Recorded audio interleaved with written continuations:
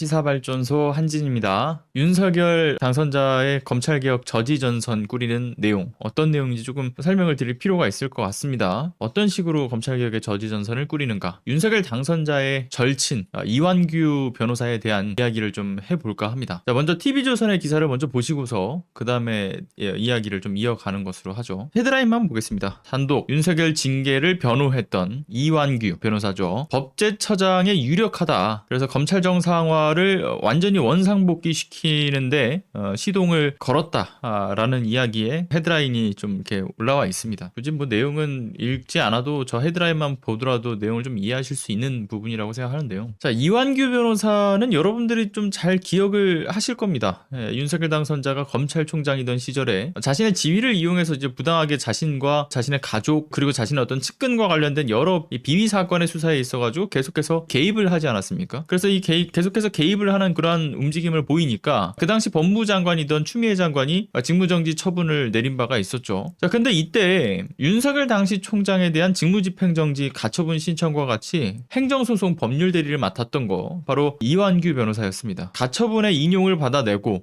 징계위까지 사실상 무력화하는데 1등 공신이었다. 뭐 이런 평가를 받는 그러한 인물이라고 알려져 있죠. 자, 근데 무엇보다 윤석열 그 당선자의 대선 캠프가 꾸려졌을 때 윤석열 캠프의 법률팀 소속이기도 했습니다. 그리고 그 당시 이제 공식적인 윤석열 캠프가 아니라 윤석열 당선자의 왜 서초동 집 그 아크로비스타 건물 지하 있지 않습니까? 지하에 그 부인 김건희 씨가 운영하는 회사 코바나 컨텐츠의 사무실이 비선 캠프로 운영되고 있었다라고 하는 그러한 이야기. 이게 대선의 어떤 과정에서 캠프 안팎으로 이제 들려왔던 공공연한 그러한 이야기지 않습니까? 그래서 왜 개사가 논란의 출처도 이 비선 캠프에서 나왔다라는 이야기도 있었고, 그 외에 뭐 김건희 씨를 비롯해서 김건희 씨 친오빠 그리고 뭐 서초동 내부에 전직 검찰 출신들이 모여 있고, 이 비선 캠프가 공식 캠프의 메시지를 뒤집기도 한다. 그 비선 캠프의 핵심 소속 멤버에는 이 검찰 출신의 3인방 송경식 주진우 변호사도 있었지만 지금 이야기하고 있는 이완규 변호사도 소속이 되어 있었죠. 그래서 왜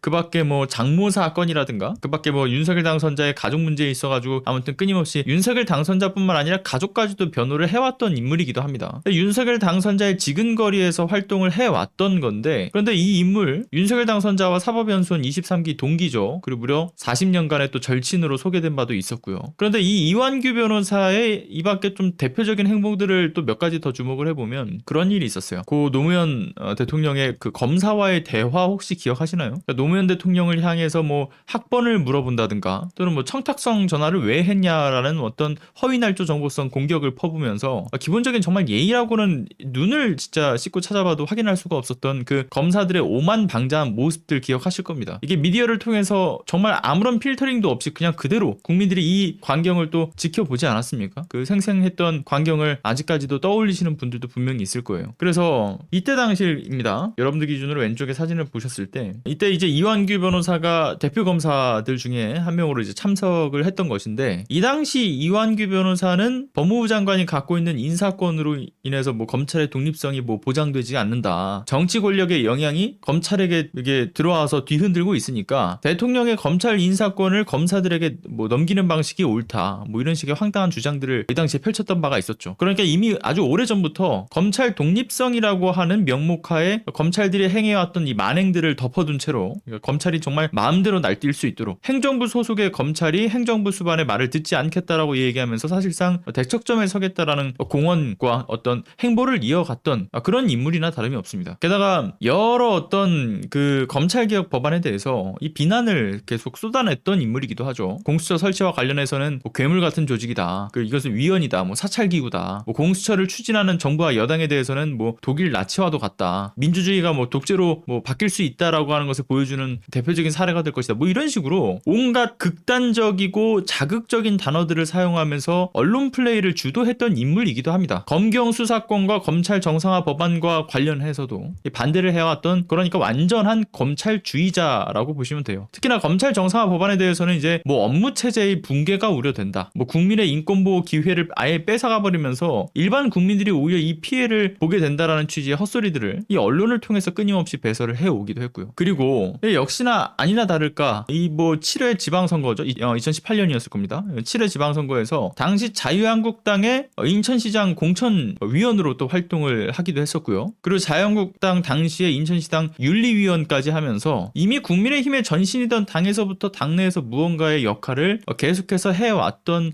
그러한 인물이기도 합니다. 그러니까 정치적 욕심이 분명히 있었던 인물인 거죠. 그런데 이런 인물에게 법제처장의 지위를 맡기겠다라고 하는 윤석열 당선자의 의도가 무엇일까를 좀 우리가 고민해보고 준비를 해놓을 필요가 있는 것이죠. 자, 법제처장의 위치와 어떤 그 직위가 무엇이냐? 그러니까 법적 지위라고 하면은 차관급에 해당하는 지위이기는 합니다. 그런데 이 법제처장이라고 하는 것은 정부의 어떤 유권 해석을 담당하는 정부의 법무팀 정도로 해석을 하시면 편할 것 같습니다. 법무팀의 역할을 하는데 정부의 유권 해석을 내놓는 곳이라는 거죠. 그럼 이 법제처의 장이라고 하는 것은 그 가지고 있는 역할과 권한의 특성상 차관급인데도 불구하고 장관급의 지위로 평가를 받게 될 정도로 좀 막강하다라고 알려져 있어요. 제가 알기로는 참여정부 때 장관급으로 올라갔다가 다시 이명박 정부 때 차관급으로 내려간 것으로 알고 있습니다. 그러나 실질적으로 권한과 그 위치는 차관급인데도 불구하고 장관급의 대우를 받을 정도로 영향력이 있는 위치라는 것이죠. 그래서 실제로 차관인데도 불구하고 이제 국무회의에 에서도 항상 배석할 정도로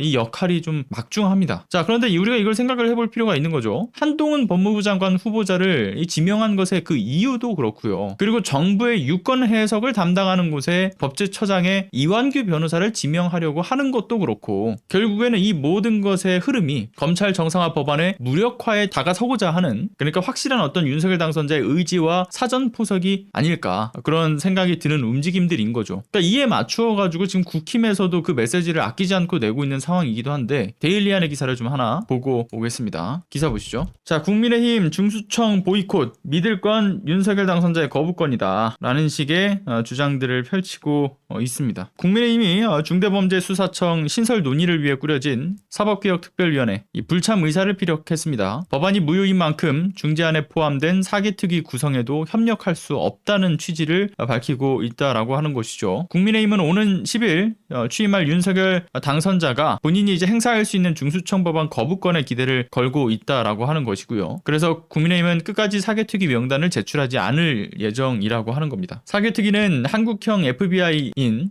중수청 설립 논의를 위해서 꾸려졌습니다. 구성 후 6개월 내 중수청 설치를 위한 입법 조치를 완성하고 이로부터 1년의 중수청 발족을 목표로 하고 있습니다. 검찰의 직접 수사권을 모두 폐지하는 것이 목적이죠. 특위는 민주당 7명, 국민의힘 5명, 비교섭단체 1명 등 총 13명으로 구성됩니다. 위원장은 민주당이 맡고요. 자, 이 같은 사개특위 조항은 22일 발표된 박병석 국회의장의 버전 1 중재안에 포함된 내용이었습니다. 그러나 지난달 27일 민주당이 국회 본회의에 상정할 때는 아시다시피 박병석 국회의장의 버전 2 중재안이었죠. 그 법안에는 중수청 설치 문구가 빠지게 되면서 우려가 제기됐던 것인데 민주당은 이러한 우려를 불식시키고 보완하기 위해서 지난달 29일에 국회 운영위를 소집했고 사개특위 구성안을 의결해서 지난 3일 국회 본회의에서도 특위 구성안을 통과하게 됐던 것이죠. 특위 구성 결의안이 본회의에서 의결된 날부터 5일 내에 해야 한다는 국회법 제48조에 따라서 오는 9일 특위를 본격적으로 가동할 방침이라고 합니다. 그러나 국민의힘에서는 앞서 봤던 것처럼 사개특위 명단 제출을 거부하고 있고요. 명단을 제출하거나 협력할 일이 없을 것이라고 딱 잘라 이야기했다라고 하는 것입니다. 자, 하지만 국회법상 국민의힘이 위원 명단을 제출하지 않더라도 국회의장 직권으로 위원을 선임할 수 있기도 합니다. 자, 내려보죠. 자, 헌법에 따르게 되면 대통령은 법안에 이의가 있을 경우 15일 안에 거부권을 행사할 수 있게 되어 있습니다. 국회가 대통령이 거부권을 행사한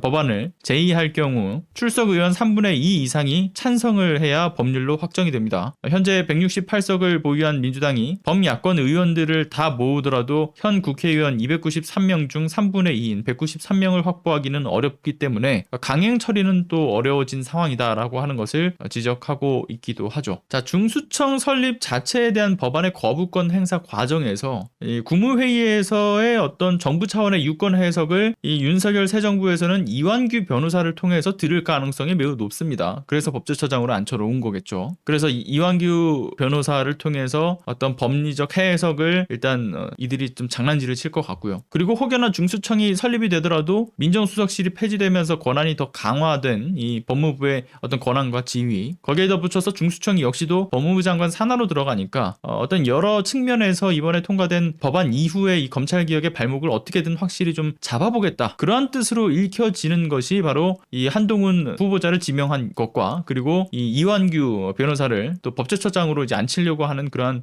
계획의 일환으로 보여집니다. 자, 윤석열 당선자 근데 여러분들도 아시겠지만 대선 과정에서 또 그랬고요. 그리고 당선 이후에도 그랬고요. 정말 되게 뻔뻔스럽게 철판을 깔고 지금 발언을 해왔고 행동을 해오지 않았습니까? 그래서 이번 지명 역시도 마찬가지지만 이번만 좀 넘겨서 이후에 이들이 만약에 임명이 된다라고 한다면 그 내각 구성원으로 이제 완전히 들어가게 된다면 그 이후에는 그들의 어떤 지위를 이용해서 언론 플레이를 하게 될 어떤 명분이 또 만들어지게 될 것이고요. 그런 언론 플레이로 어떤 이 검찰개혁의 발목을 잡게 되는 그 명분도 이들이 만들어줄 그림들이 이미 환하게 보여지기 때문에 어쨌든 그를 위한 무리한 인선이었던 것으로 보여집니다. 근데 이제 한동훈이 인사청문회를 이제 통과하든 말든 이완규 변호사가 또 법제처장으로 임명이 되든 말든 어쨌든 간에 중도층과 정치 저관여층이 혼란을 겪지 않도록 그러니까 본질을 호도하지 못하도록 우리가 좀 총력을 기울여서 만반의 준비를 좀 해야 될 것 같습니다. 그래서 이와 같은 소식 아마 법리 해석 부분에 있어가지고 이리저리 꼬고 손질하고 그럴 것으로 보여지는데 이 법리 해석에 대한 부분들을 좀 우리가 주목을 해야겠죠. 국민들께 드리는 문재인 대통령의 마지막 편지 영상으로 오늘의 방송을 좀 마무리를 짓고 영상 좀 함께 보고 방송 마무리하겠습니다. 영상 보시죠. 일단 한 말씀 드리겠습니다.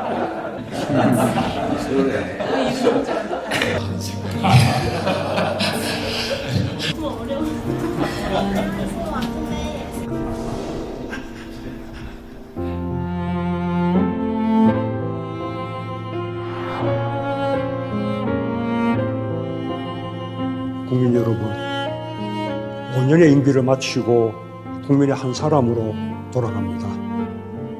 한순간도 긴장을 놓을 수 없는 나날이었습니다. 그때마다 도리어 벅찬 순간을 만났습니다. 평화올림픽을 만들어낸 평창에서 숨가쁘게 돌아가는 방역 현장에서 우리 국민들은 언제나 깨어 있었습니다. 결코 포기하지 않는 끈기와 할 수 있다는 자신감과 열정이 제게도 자신감과 용기를 주었습니다. 지난 5년의 시간도 가치 있는 축적의 시간이었습니다. 성취를 이룬 것이든 부족했던 것이든 있는 그대로 전진을 위한 경험으로 기억되길 바랍니다. 국민 여러분, 그동안 동행해 주셔서 정말 고마웠습니다. 이제 홀가분하게 제 자리로 돌아갑니다. 그동안 받았던 많은 사랑과 고마움을 잊지 않겠습니다. 국민들과 함께 이뤄낸 많은 일을 기억하며 대한민국의 새로운 시작을 마음으로 응원하겠습니다. 함께 나이 드는 아내와 함께 원래 있었던 남쪽 시골로 돌아가 노을처럼 잘 살아보겠습니다.